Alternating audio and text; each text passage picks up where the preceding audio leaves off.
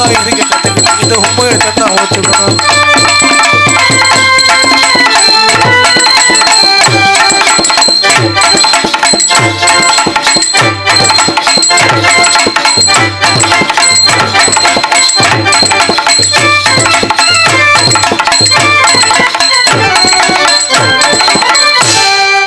அம்மாவுக்கு அதுல கோளாறு.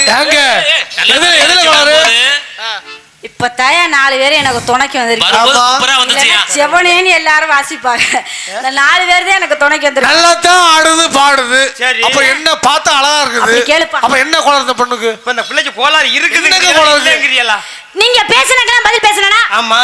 நீங்க ஆடுறதுக்கு பதில் ஆடுறனா? சரி. அப்புறம் கோளாறு அப்புறம் இந்த ஊர்ல உள்ள என்ன நினைப்பாங்க? வந்து டான்ஸ் காரப்பைக்கு எதிரே கோளாறு நினைக்க மாட்டாங்க.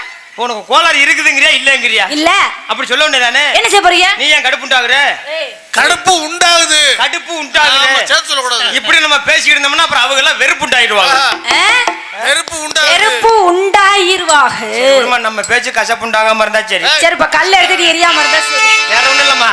உன்னை பார்த்ததுமே எனக்கு பூரி புண்டாயிருச்சு. ஏண்டா ஓ வாயில வசம்பையா வச்சு தேய்ச்சாங்க நிறைய.